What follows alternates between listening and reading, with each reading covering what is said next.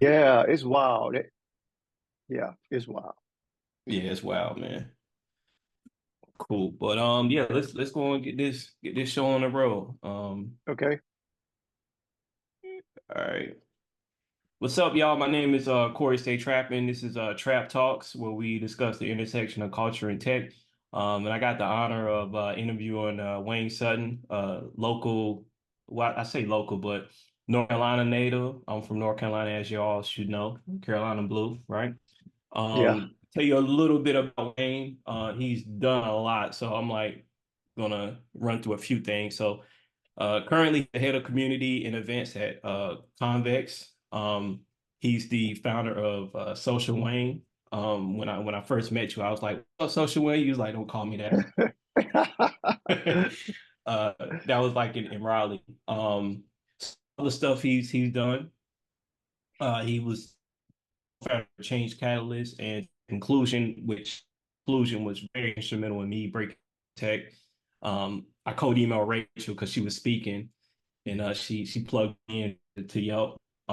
He's the former element at Backstage Capital, which is led by Arlen Hamilton, former New Me Accelerator founder, and also was one of the stars in Black in America that was on CNN. So I know I missed a lot. Is there anything else you want to add there? No, that's good. That's enough. That's why these gray hair. That's why these gray hairs are here. Yeah. Yeah, because I had to, I like to keep my intros short because, I like to get straight to the conversation. But I looked at your LinkedIn and I was like, wow, like, okay, it said 32. Like, you got to refresh. It said 32 or something like that. And I was like, wow, this Oh, this man well, been that's all too around. much. Yeah, That's too much. yeah, right, Yeah. right. So let's start from the beginning. So you from North Carolina, you grew up in Wendell, right? I grew up in a small town called Teachie near Wilmington. Teachy. Yeah, Okay. Teachie, North Carolina. And I used to joke with people like population was 200 back in 2020, the early 2000s. So super small town. Wow. So how Yeah. did you And how did you how did you how did you make your way to Raleigh? Because I met you right before you left and went to San Francisco. yeah, so I made my way to Raleigh through my career at the time. Um, and for those who don't know, like I didn't go to like a university. I went to what was the essential of a code school back in the day, but it was for graphic design. So I actually start off in design.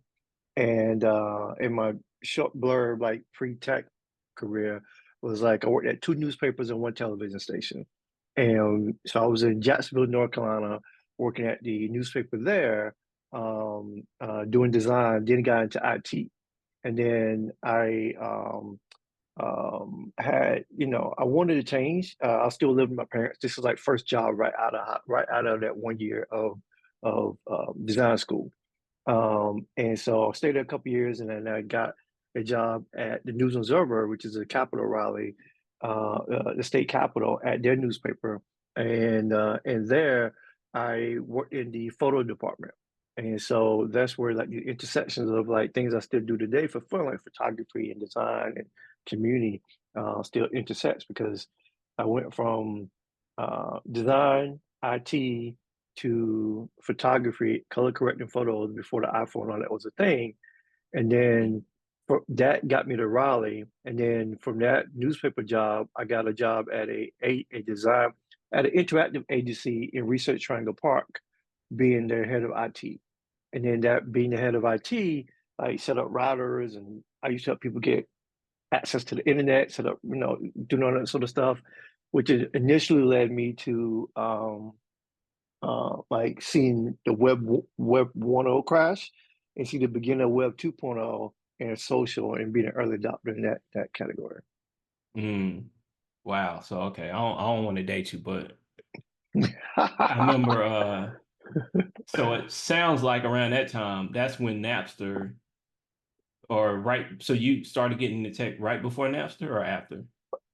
See the thing before that, because to me, like I say tech in my IT days. Like, I mean, Right. when I was in Jacksonville, I literally was going to people's house with a floppy disk and help them get connected to the internet. Like that's how old I am, but also like that's what I was doing back Yeah. then. Yeah. Like so I was like connecting people to the internet with a floppy disk. Then we Yeah. graduated to CD-ROMs. Like this is like AOL. Like Yeah. and when like Yeah. there was no social networks. There was those forums. Like Yeah. we had email and we had forums, right? And Yeah. chats. And then yeah, and then we had Black Web 2.0, Yeah. right? And Yeah. then that was the first social network. That was the thing. And then along came Friendster and Facebook and all that. Yeah. Right. But yeah, so I was on IT work all during that time frame. And Yeah. then and being in IT and doing and setting up websites. I'm talking about setting up like a 5-page website, home, about, contact, services, um, maybe a 4-page website. There's some other page, man. Was like 50K for a 5-page website. That's back in Wow. the day. And so I was like IT designer websites, all that back then. So that's for me is like always been in tech and for my professional career, and then just did my best to step date with like evolving times and how the tech and internet was growing and changing. Right, right. Yeah, you kind of took me back because like my first computer was compact. Like my mom was like very adamant about getting us a computer. And then I remember AOL, we had AOL, and then so you could get a new CD-ROM, and they was just doing crazy promotion at that time. And so you could Yeah, like literally renew your account. And I remember later on, I was so young, I had a long distance relationship, and she lived in Raleigh. And so it was expensive to call her, right? And so I had to run into the house and talk to her on AIM, because it was way yeah, cheaper. And then, yeah, yeah, getting argued at by my mom, like, or I'm trying to make a CD or download some music, and then it starts buffering, and somebody called my mom, you know. But yeah, man, first yeah, papers I wrote were on floppy disk. Like, yeah, yeah, yeah, yeah, yeah, yeah. Good the lighter times. I would say the good old times, lighter times in the internet world. right, right. Yeah. So you come to Raleigh, and like I'm trying to think I started, so I graduated from UNC, and then I started kind of bumping around, and I would always Mm. like hear about you and see you, and like I remember back then I had braids or whatever, and so there wasn't not many people that looked like me, right? And so I remember I would go around talking on this tech stuff, and people were looking at me crazy, like, how do you know this stuff? Like, what do you know?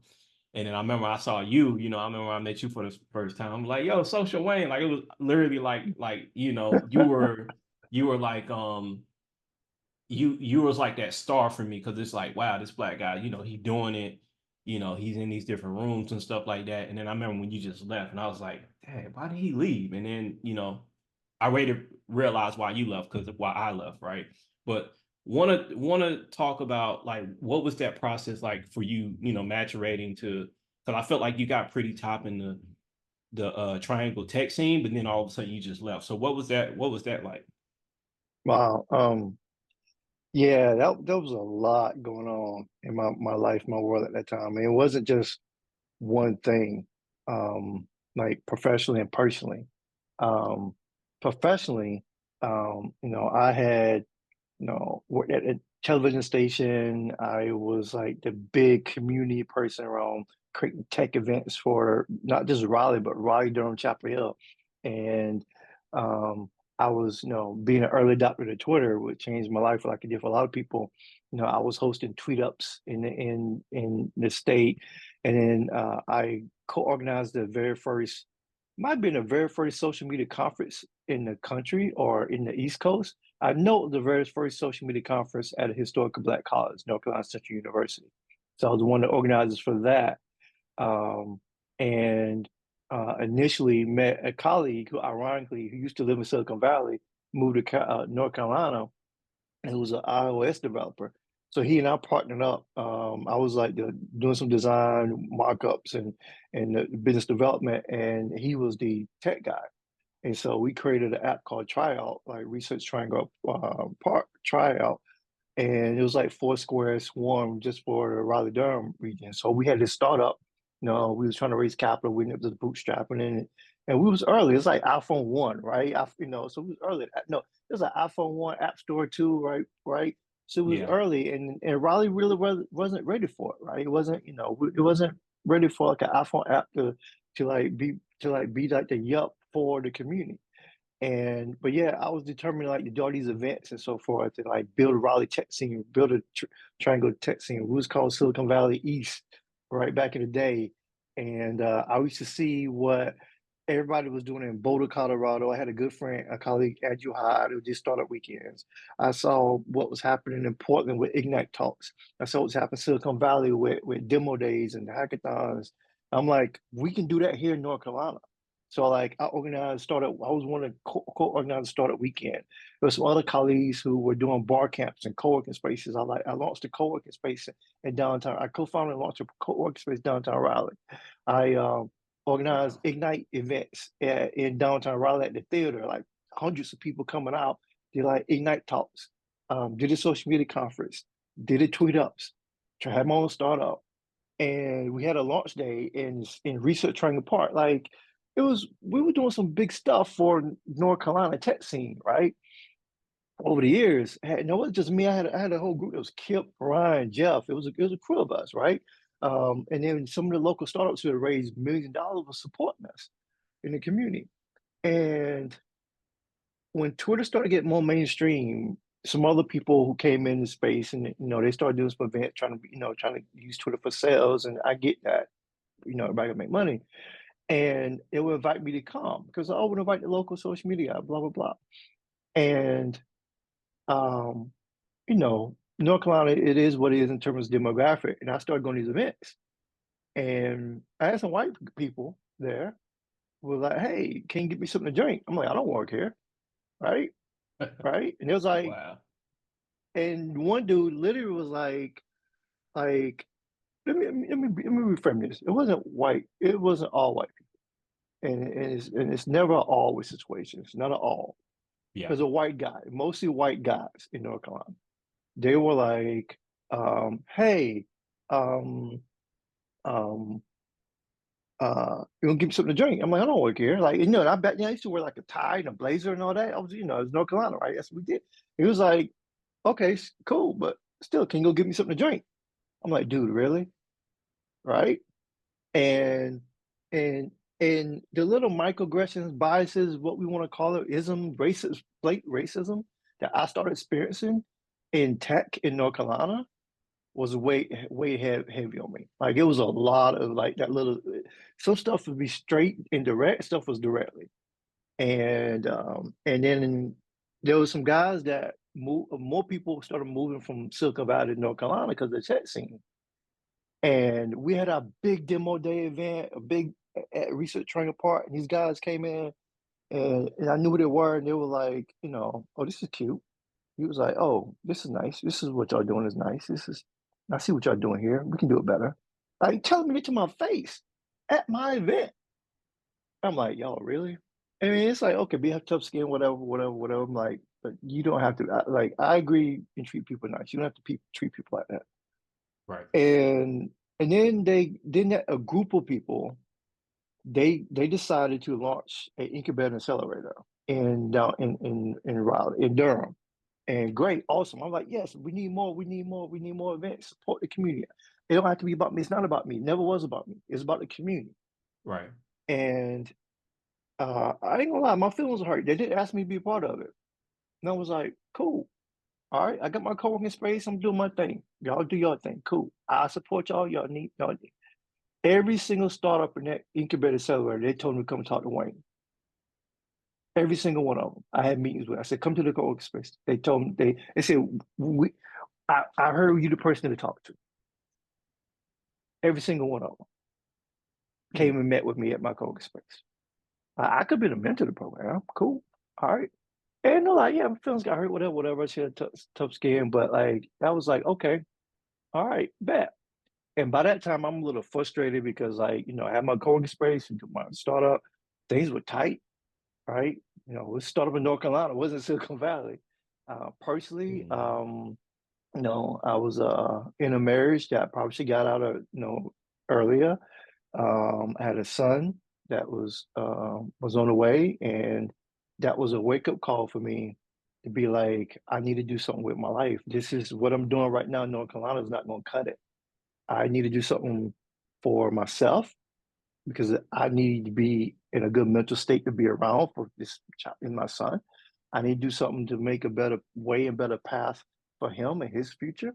I need to mentally get myself together, and the marriage wasn't working out for me and my wife at the time. And all those things combined, along with what was happening with the tech ecosystem, how it was changing, the bias and the racism I was experiencing, the not, personally not feeling valued and whatever, that's my own ego. And then what was happening with my marriage, I knew I had to make a change. And all those things combined at one time, it was like, I want to do something big. And that's where I met a partner with Angela Benton, and we launched the very first incubator accelerator for underrepresented founders in Silicon Valley, Mountain View, and got featured in the CNN for a documentary. And that was hard because my son was one, going on one during that time when I moved cross country, started the program, going through divorce, and I went to extreme depression. And but yeah, that's the journey. That's what happened. Why I moved from North Carolina to Silicon Valley.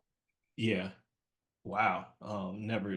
Yeah, I never knew it was a lot of that going on. You made it seem so seamless though, because it's like when you. I'm trying to think, how did I find out about you leaving? I think we probably connected on LinkedIn, and I saw that you was in the Bay or something like that. But we never had a conversation like, oh, because we weren't really that close. I just, we just walked. I Mhm. just walked up to you. Now, how did you end up meeting Angela? Through Twitter. Like Angela had a blog called Black Web 2.0. She was one of the first or individuals to ever like have a blog to cover the Black tech ecosystem, Black community. Like Mm, this is back 2000 like 8, 9, 10. yeah. Like before all these people exist now. Like she had that, right? And so we met on Twitter, and I think I organized a tweet up in Charlotte, North Carolina. She was in Charlotte, I was in Raleigh.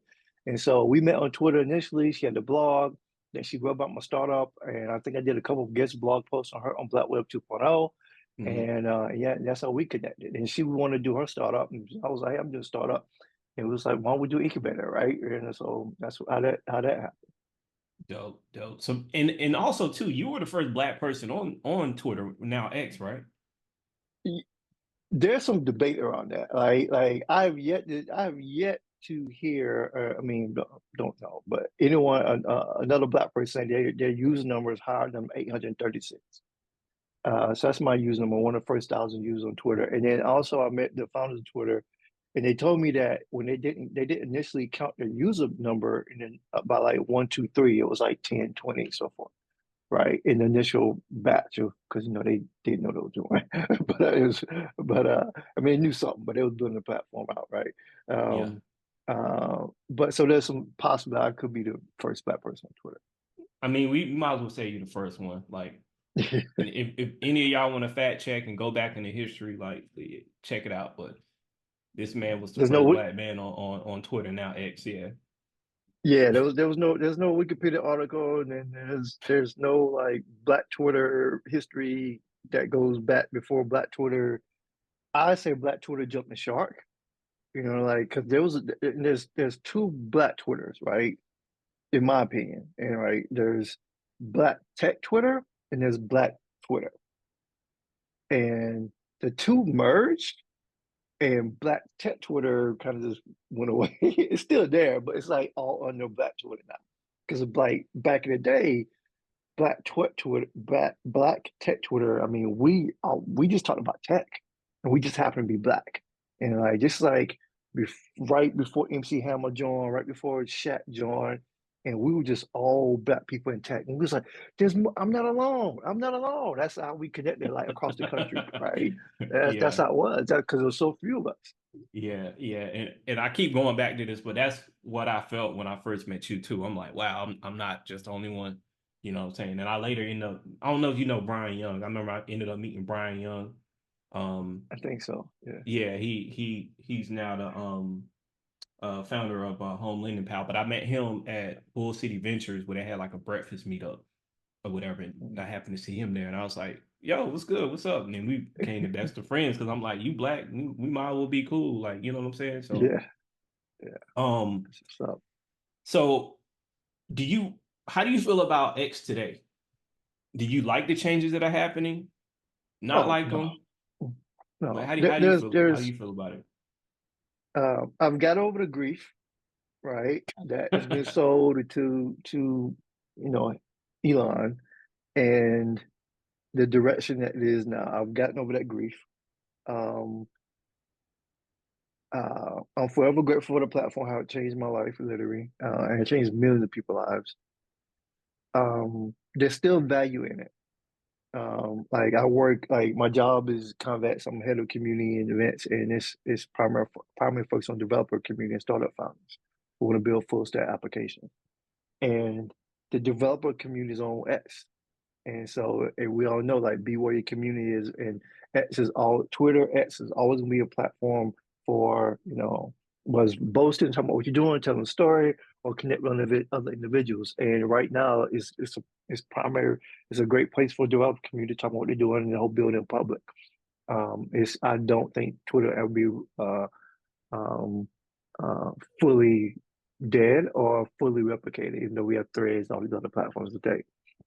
Um, Not getting too much into the whole like politics and all that sort of stuff, but none of that direction I'm not a fan of. Like the trolls, the bots, all that sort of stuff. Like it's just I'm not surprised, but you know it's also the history of the internet. Like it's it has always been there. The trolls, the bots, the controversy, the the um, the debate about free speech, the attacks on women, attacks on black women, attacks on people of color. All that has been there. It just depends on how public and mainstream the platform is. Does people care and do something about it and say something about it? There's 4chan, there's all the other forums, platform. The same behavior is always there, but it's the platform who's going to regulate it. And Twitter, because it rose to such a famous and public platform, that's when there was more eyes on it to hey do something about it. So that's always been disappointing about the internet, right? You know, yeah, how people are able to hurt other people in different ways that they wouldn't do it offline. It's just sad that that's how we have evolved and come to as a human as society. Um, on the flip side of it, there's the work connect with developers in that community, but on the flip side of it, I haven't seen as much innovation on the platform in the last 2 or 3 years versus the first 10 years. True. So Yeah. to me that's one positive. That's one positive. I did mock-ups and all that sort of stuff. Like, why don't we have longer than 140 characters, only 280K? Why don't we do like articles and so forth? Why don't we add video? I could have been ahead of product, had a platform more than where it's at today 8 years ago. But that's for another conversation. Nah, let's open that up. Why didn't that happen? You telling me something I um, didn't know. Why didn't that happen? they, I believe they got comfortable, right? Mm, A lot of it. I mean, like I don't know all the ins and outs. I never worked there. I've met the founders on and off over years. Have colleagues that work there, interviewed them multiple times, never got hired because I suck at interviews. But um, I've seen companies that I've mentored and worked business out hundreds, not hundreds of companies, not thousands, from startups to big corporations. When you grow and you start putting, when you grow and you start caring more about just straight revenue and get comfortable and not necessarily caring about innovation and what your customers, your users, your members, your community is asking for, you hit this innovation wall, right? And then like that's why we have Medium, right? Former CEO, co-founder of Twitter leaves Twitter, lead to launch Medium. dark Why medium. couldn't And I get you don't want to be too feature heavy on a product. Sometimes you want to keep it super simple, right? You got something that works. You don't want to do everything, right? But what Medium has should have been Twitter, Right. right? Should have been a part of Twitter, right? Um, Vine was acquired. Oh Vine yeah. should have never been shut down. It's Yeah. just like I was we'll buy you, surprised. keep doing your thing. Then now we have TikTok, right? Um, um, Clubhouse launch went up, went down. The features, that whole thing should have been done before Clubhouse. It should have been already there on Twitter, Right. right? And so when you grow and get certain size, whether you go from 50 to 100, 100 to 1,000, like Google to 1,000, like 10,000, 20,000, don't get comfortable, right? As individuals, humans, like don't get comfortable, right? I was at a community event last night, um, and I met a colleague that I haven't seen in 11 years. And we was like, whoa, we Facebook friends. And we used to live like 2 blocks away from each other. It's like, yo, I haven't seen you in years. It's like, we still here, right? It's like, we didn't get comfortable, Hmm. right? And so I think that's what happens a lot of platforms, not listening to customers, getting comfortable, putting revenue over everything else. And I get we got to make money. We live in a capitalist society, but if you want to Yeah. grow and evolve, don't get comfortable. Right. Do you think had they made Vine? Because I remember comedians started really leveraging it. And I remember social influencers started really blowing up on Vine. Do you think had they would have kept Vine open that they would have that TikTok wouldn't exist to this day? I don't know because I don't know if TikTok would have not as exist, but it would the conversation would be different. It would be Vine versus TikTok versus everybody trying to take down TikTok now, Right. Right. right? And the conversation would be different, right? Because you know, is we can, again, not getting into politics sort of stuff, but we can talk all day about like what platforms are collecting the most data around people. It's not TikTok. It just had to be partially owned by a foreign country. It's Right. Facebook. And who's Yep. putting the most of the propaganda, resources to like uh, go after TikTok? It's Facebook. Facebook collects more data on any of us, right? And so that's facts. We can go look that up. That's facts, right? Yeah. Yeah. So Yeah. so if Vine would exist today, the conversation would be different. It would be Vine versus TikTok, or TikTok trying to catch up with Vine. If Vine would have stayed, I believe, stayed independent and funded, or still got acquired by Twitter. But hey, y'all do your thing over there. Like, let them cook. Gotta say, let them cook. Yeah. Yeah. Yeah, I'm glad you shared your insight on that Vine. I completely forgot about Vine. Told you, man, I'm Um, old, man. I'm old. yeah. Now I I remember Vine. I think what was I? I'm trying to think. Was I in the bed that time? think so. I think I was. Yeah. I think I Yeah, was. Yeah. Yeah. yeah, Um. yeah. So you do. So how did y'all land the CNN special? Oh man. Because I'm because you all did the second one because it was Black in America and then it was Black in America 2, and that's when you all came in. Oh, if there was a Black America too, I wasn't part of it. No, I think it because I remember it was Black in America, and then it was like this we're going to do Black in America in Silicon Valley. So Black in America was sold at O'Brien's show on CNN. That was her show.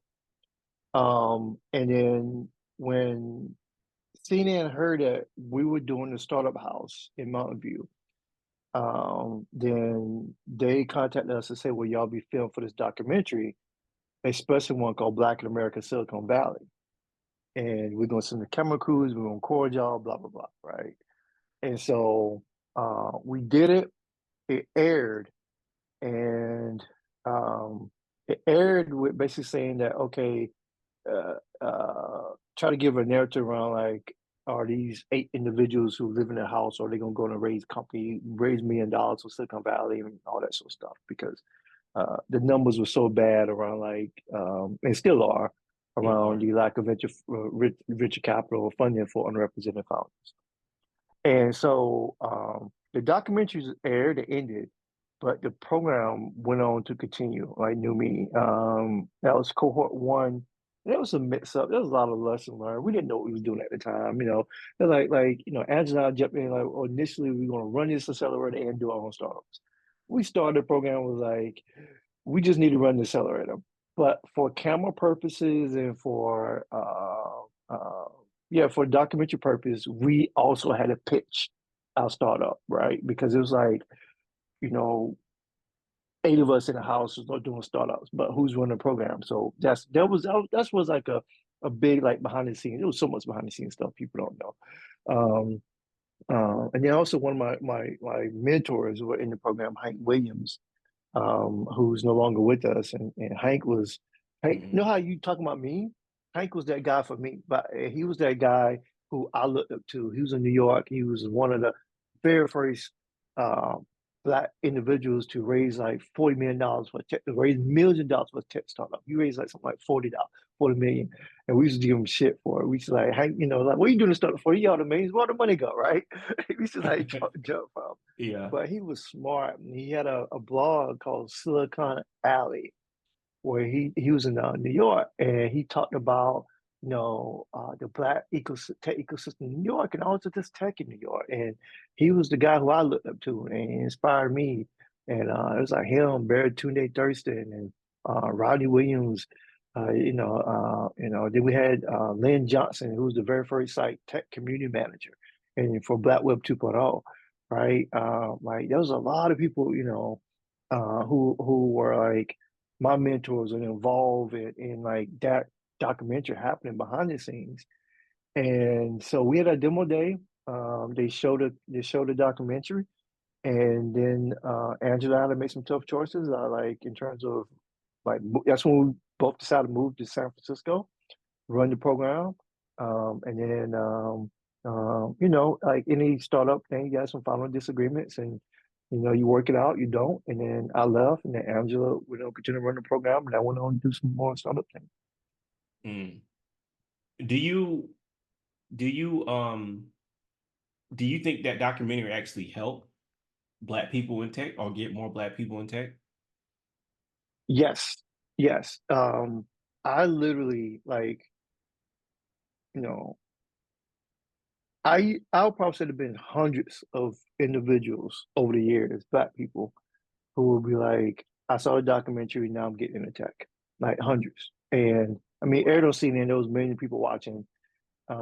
So these are the people I met when I would like go to conferences, South by Southwest, or other events in New York and Web 2.0 and all that. But I literally have hundreds of people tell me that they saw the documentary and they got into tech.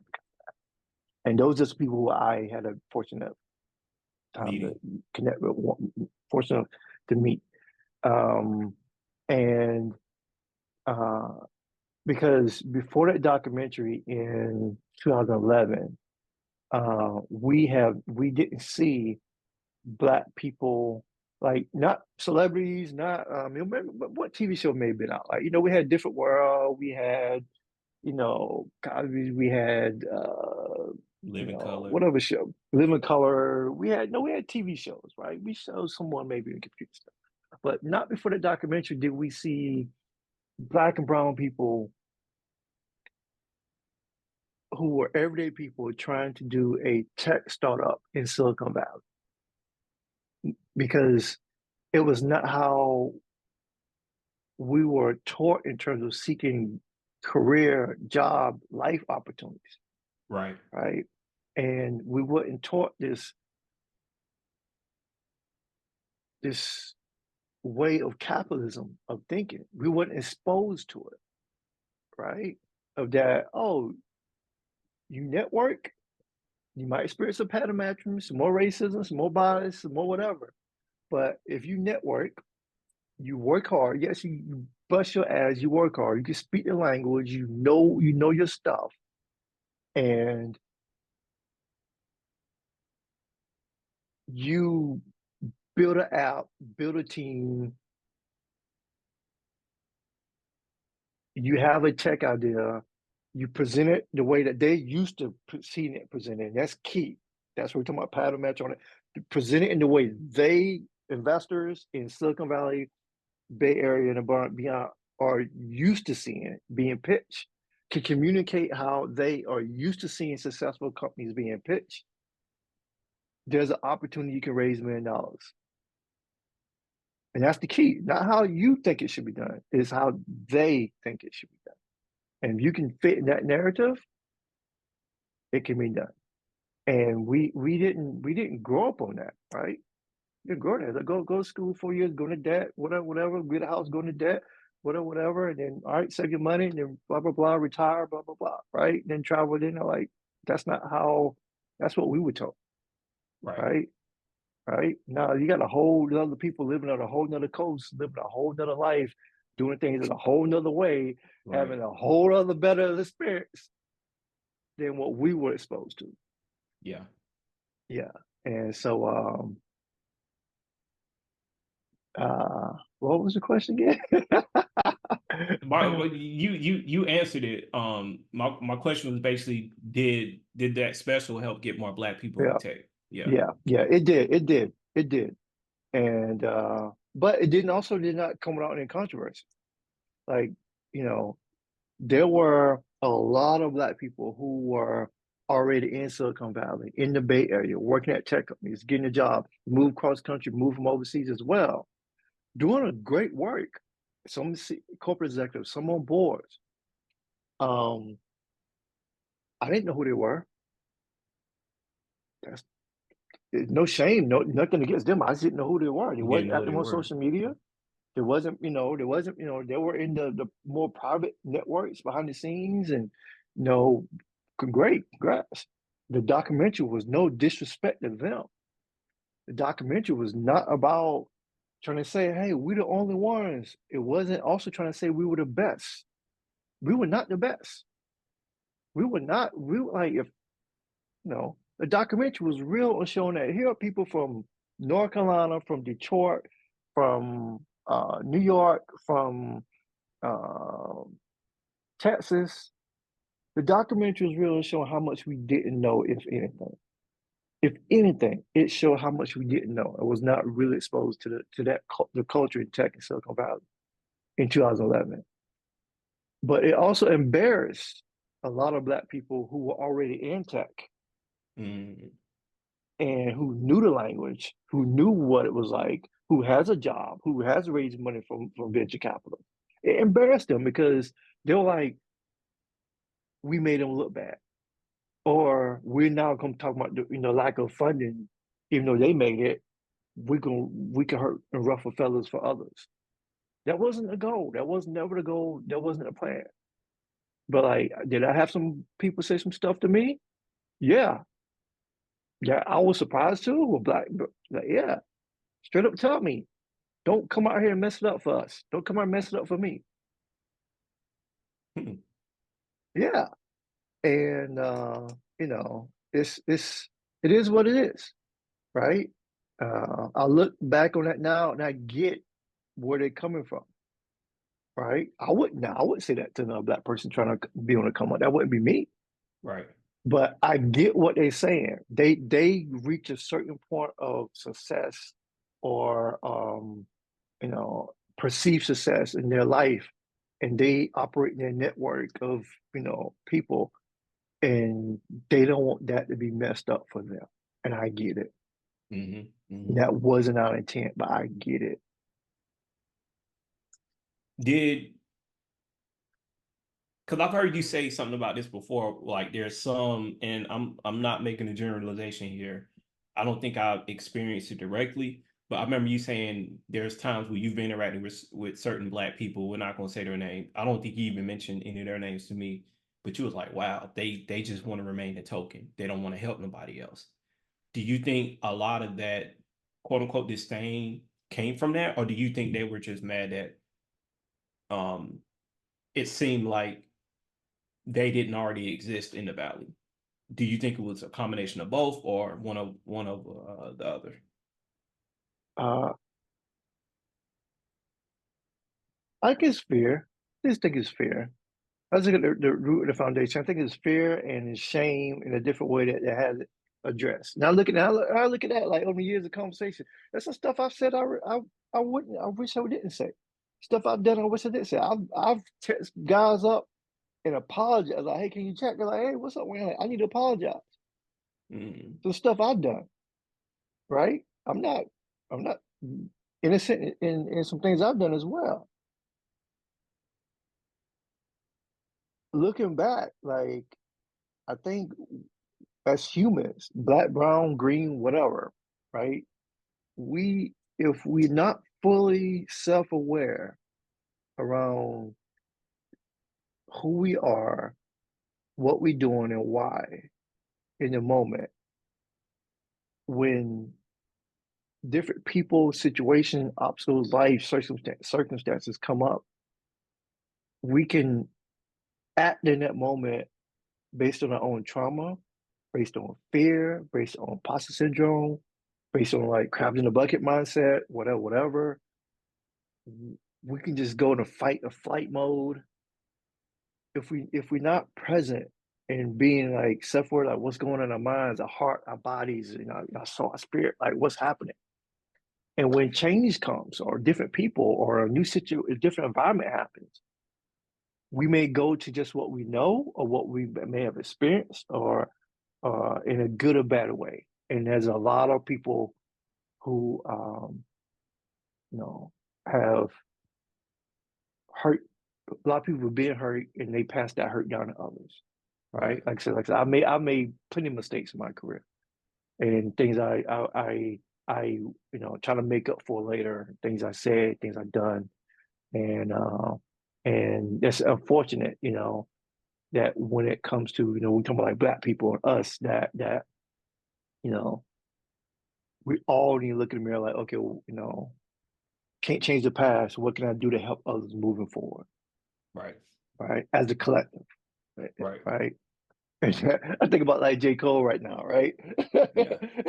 It's like because I think about it, like I think about what's going on with like J. Cole and Kendrick and Drake and all that. We're talking about it's right, talking about trap, right? Yeah. And Yeah. um, I was let me start over. I think about how if us as black people, and then we take about three of them, black brown men, if we spend more time going at each other, who does it benefit? Does it benefit us? Yeah. Who does it hurt the most? It hurts us. Yeah. How much time do we spend talking about that? Unless you making a career out of the rap game and podcasts and telling stories and all that, which is fine, like it's good. How much is that a distraction from you out helping others making some money or Right. learning a new skill, Right. right? Right. And so even though like I'm aware of it, like I spend time like I'm keeping up with hip hop dances, music and all that. It's cool, it's fun. We all need a side thing. I love like motorcycles. But J. Cole apologized because that didn't feel right in his soul of going of being part of the culture of beefing with another person in hip hop. And now we're gonna make fun of him and some respect them, but you know, as people and as black people, like let's stop putting each other down. Yeah. So I actually didn't listen. I didn't listen to 7 Minute Drill, but I've heard people say it was fire. I didn't listen to J. Cole's apology. Um, but when I think about it, right, I think about like, you look at the current state of things, right? My hometown, Goldsboro, it's so much gun violence there, right? You have, I remember it used to be growing up, you had this one side of town, then like this other part of town. Now it's just splintered neighborhoods don't like each other, right? They don't talk it out, they shoot it out. And so for me, I believe he was thinking with a higher purpose, like because it takes humility um especially for a man to go against his ego to say, "Hey, I was wrong" in front of millions of people, um, and say you was wrong. And I think what he's trying to do, again, I didn't listen to the 7 minute drill, and I didn't listen to his apology, but I think what he's trying to do is like a movement shift where you know guys who are really beefing in the streets, right, or like really got problems can now put their guns down and say, "Hey, man, my bad. I shouldn't have did this. Shouldn't have said that." Because you think about, I've heard some of the stuff people have been getting killed over. It's like you like, wow, y'all could have really worked that out. Like, um, so that's That, when I think about yeah. the context of it. Now, the other argument is if you look at a hip hop purist, right? They're like, nah, I want no Vaseline, like you think of like hit 'em up, was probably when I think about it now, it's probably one of the most dangerous diss tracks ever, right? Like he was Yeah. saying it's one of the best ones now, like lyrically one of the best ones. And then you hear, people don't like the like Puffy now, but one thing he said that I do appreciate, he told Biggie, do not make a response to this song because he understood the magnitude of like, when two people got nuclear buttons, right? You push yours and the other person pushes theirs, you're not only going to take them out, but you're going to take yourself out, right? Yeah, it So was too late. It was too late. It yeah, was too late by then. Yeah, it was too late for that. Yeah, it's right. unfortunate. But no, great point. Great point. Yeah, there's, yeah, I'm not getting the whole conversation And then about, here's the thing too, and here we should not be killing people from the start with, right? and and, That's what and, that, here's the thing too, right? He's probably what potentially every concert he does, like in every in Raleigh or whatever, he what like increases his net worth by 25%. So you talking about J. Cole? let You talking about J. Cole? I'm talking about J. Cole, yeah. Like Yeah, yeah, yeah, how yeah. much money he makes from it. So to me, it's well, I can't remember who said this, but they said there's no such thing as bad publicity. I don't necessarily always agree with that, but he's getting a lot of like free publicity that he couldn't have never paid for. Yeah, yeah. Agree. And when you do something like this, you cross over to a different genre mainstream than you have before. And now you can talk about things that it hasn't been necessarily okay for a black man to talk about, right? You're talking about his sleep and then like his well-being that sit right for his soul. And we have like Charlemagne the God, people, I'm not saying I agree with all his views and everything he does, but like he talks about mental health and well-being. Right? We need more of that as humans. As black men, we need to talk about that, right? Yeah, Yeah. I talk about like, like me going from North Carolina. Like, no, I tell my son this. I tell my son that he's my hero. Like, I've told him this from the time he was conceived, and he's in North Carolina. I'm in Napa, California right now. But I tell him that he's my hero. He saved my life. And I know as he get older, he's 13 now. He get it, understand it more. But him being born is like saved my life. It was like I need to do something with my life. That what I'm currently in right now is not working. And I Right. was depressed. And then I went on like moved to California, had to get therapy. I didn't have to have some treatments, like, you know, get help because I needed it. And I spent time here and there and talk advocate for mental health in my career as well. That's what I do with the Icon Project. I don't do so much for it now because there's still a stigma around talking about mental health and well-being, being strong, right? That's what J. Cole is experiencing right now. He's soft because he apologized. No, that's one of the most not soft things to Masculine. do. It's one of the That's most the most one masculine things. that's one of the most strongest things you do as a human is to look yourself in the mirror and be like, you know what? No, I'm wrong.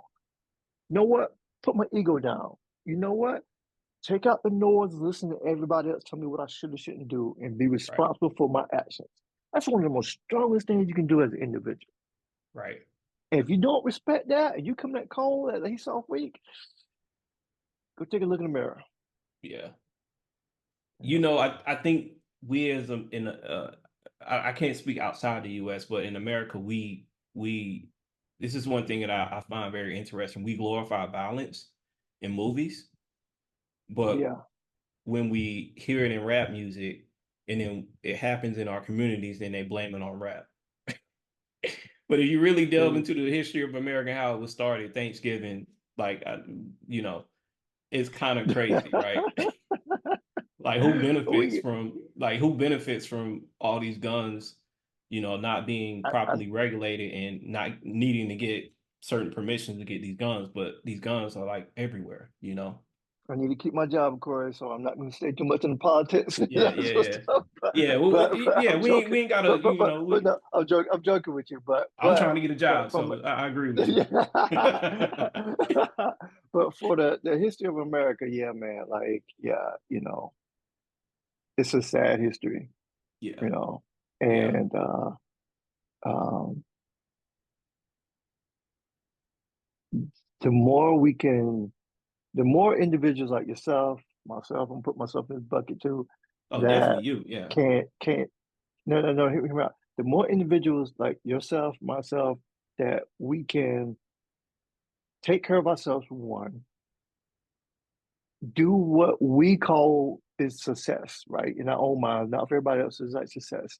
And if we decide to give back and help others, the more we can do that moving forward, the better it is for a lot of people in this world. That's just how I try to look at it. Like, um I have made mistakes over years of wanting to create change in the tech industry and other industry, whether it's talking about um, use this technology because it's better, whatever, it's going to get more business, like thinking about Twitter, whether it's like, hey, let's create change in the VC industry, get more black amount investors, get more funding for early stage startups, where it's talking about mental health. I've made a lot of, I've done all that without taking care of myself first sometimes. And that has hurt me over the years. yeah, Um, and try to live with no regrets. But it's like now it's like I want to make sure that I'm okay. My son's okay, my wife's okay, and my family, everybody we good. My health is okay. As long that's number one. Then I can start like helping others and all that. But like the whole saying, like one of my mentors when I first moved to the Bay Area, he was like, Wayne, you got to put your own oxygen mask on first. That's real. yeah. And you made me think of something too. Like you can't pour from an empty cup. Yeah, same. Yeah, Yeah, yeah. And so I catch myself sometimes thinking about like, trying to think like, what if, or the past, what changed? Like, no, stop. I the past, you learn from it. What did you learn from it? right. Okay, now focus on the future. We're not driving back, we're driving forward. So what did you learn for it? Like I know ride motorcycle was like, okay, so I can't go in that curve. This I can't undo what I just did going into a curve. Like go too wide or too narrow, too fast, too slow. But the next curve, I'm like, okay, I got it. I'm gonna use what I learned, and now I'm gonna get through this curve, right? So, Right. Right. So I know we a little bit short on time, so I got two quick questions for you. okay, Do you think the mental health of Americans or just people in general, black people as well, you can however you want to answer it, has gotten better post COVID, or do you think it's gotten worse? and better or worse? Mm.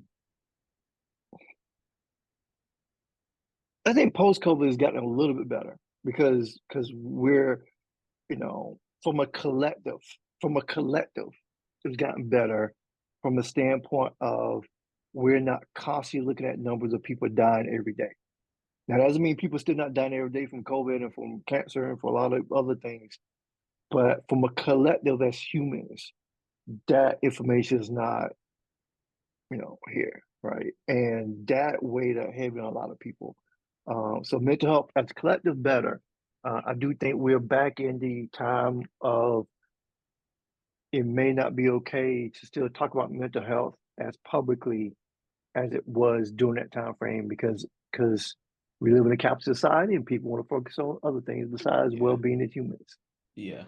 So One of my favorite, and I'm gonna get to my next question. One of my favorite pro mental health statements I ever heard was when the Lakers won the ring And then Ron Artest goes, I just want to thank my therapist. Yeah, I yeah, yeah, yeah, yeah, remember right. saying like everybody knew, he was I don't like to call people crazy, but everybody knew that he had been through a lot. But when Yeah, he yeah, said that, I was like, wow, that's crazy. He thanked his yeah, therapist. yeah, Like, yeah, yeah. yeah, yeah, yeah. Um, But yeah, yeah, yeah. That's good. yeah. That's good. But it's like Yeah. I think if I was to do like kind of one a many of one wishes, it'd be like everybody has a therapist, and it wouldn't be so taboo. Yeah. So Yeah. I definitely got one. So I got one a couple me and you talked about it offline. Like yeah, one of the best things I did, man. I was like, wow. Like after talking to that therapist, I was like, yeah, let me get out of sales and get work my way into product. And I was in product yeah, like within a year after that. So um nice. yeah. So my last question is you worked at Backstage Capital as the director of program development. What did that teach you about the venture capital and angel space? Um, it taught me a lot. One, I had already been in the venture capital agent space. It's not on my LinkedIn that much, but in from 2013 and 2015, I tried to raise a venture fund called Build Up. I launched it. I did launch a pre-accelerator for early stage underrepresented founders. Did a cohort and then like a startup program course for founders also in San Francisco. So I knew a little bit about the venture capital space and but working with all in the backstage, one thing I learned was that you have to over communicate when things are great and when things are not great, right? When it's like raising capital, whether it's like not raising capital, whether it's like running an accelerator. Because I was hired to run backstage's first accelerator, right? And so you have to just over communicate the good and the bad. And with running a program such as there was at Backstage, because you have it's not one simple thing. You have people putting their lives on the line when they're joining your accelerator incubator, right? They trust in you. You have your LPs who like funding your program. You as a capitalist, you're out raising capital. You gotta, tell the story of the program. You have to talk about the good, the bad. You have to provide mentors to help coach all the incubator accelerators. You have a staff that you have to over communicate, make sure they're getting all the programming done, the resources done, the logistics done for the program. And then you need to tell a story and be honest and truthful about everything. And so the biggest lesson learned from that is like just over communicate. Hmm. I think you can apply that everywhere. I mean, Yeah, yeah, that yeah. too. I got a Yeah, fiance, you're married, you got a kid. Hey, baby, I ain't do too good yeah, in the market today. yeah, yeah, yeah, yeah, yeah. No, like hey, Yeah, I need a day, I need a minute. Yeah, yeah, yeah. yeah. Well, Wayne, thanks, man. It's like a full circle moment for me, man. Like I gotta be real with you. It's like I remember, like I said, breaking into tech in North Carolina, bumping my head around, and like, I said, you know what, let me move to the Bay. Meeting you before then. I mean, tech inclusion, we didn't even touch on that. Like tech inclusion brought me to where I am today. Like I literally I don't know if I told you this before, but one of my close friends who's Indian, Zad, if you would be watching, he's like, hey man, I got a couch waiting for you. I'm like, yeah, okay, cool. I got burnt out at Verizon. And so we're talking on Facebook and he's like, Corey, man, you need to hit up more black people. And I'm like, what you mean? He's like, bro, my name is Farouk. People know I'm Indian and they know I'm Muslim. Every time I hit somebody up that's Indian or ain't no Muslim, they always respond. I was like, oh, okay, you got a point. And so I saw your conference pop up. And so I see all the speakers and I'm like, okay, they talking about tech inclusion. They should be willing to help a brother out. And I just emailed them all. And this is back when you had to guess people's emails. There won't no thing where you had to like go to their LinkedIn. Like, no, I was guessing people's email if I didn't see it. Right. So I Yeah, was yeah. figuring out the naming convention. I got a lot of mail, what's it called mail, improper mail Return. errors and stuff. Yeah, Yeah, yeah, yeah, yeah. returns. And like I said, Rachel was one of the people that gave me the opportunity. And so I go and meet her, and she chews me out, man. She's like, "Don't give me your resume on paper," and you know, and at the time, Google and Yelp were going through some issues because of obviously Google likes to promote its own Yeah, products, which is normal business stuff. yeah, And so yeah, I leave the building and I send her my Dropbox link to my resume. And then, and then the kind of the rest is history. I know at Yelp for like a year or two or whatever. Um, and I later asked her, I was like, why'd you help me? Like, you get so many people asking you for, help. Why'd you help me? She's like, you listen, you was actually already ready. And I felt, she literally said, she's like, I kind of felt bad because I told you to bring me a paper resume, bring me a digital resume, and you already had it locked and loaded before I went yeah, to my yeah. desk. I was like, oh, okay. But so, man, I just wanted to tell you that. I don't know if I told you that before, but like that tech inclusion, that joint really changed my life. You know what I'm saying? So Awesome, awesome. thank It you was for great to that. hear, man. You're Yeah. welcome. Great to hear. I'm glad we are able to connect and do this now still, and we still here, man. We still here. So Yeah. much Yeah. success, and Yeah. let's do this again sometime. Oh yeah, we definitely will. So but yeah, y'all, thanks for joining us. This is Corey Stay Trapping with Trap Talks. We'll be discussing intersection of culture and tech. Mr. Wayne Sutton, man of many talents. But yeah, man, I know you gotta get back to work, but thanks for this opportunity. All right, all right. Thanks for having me. All right, take care.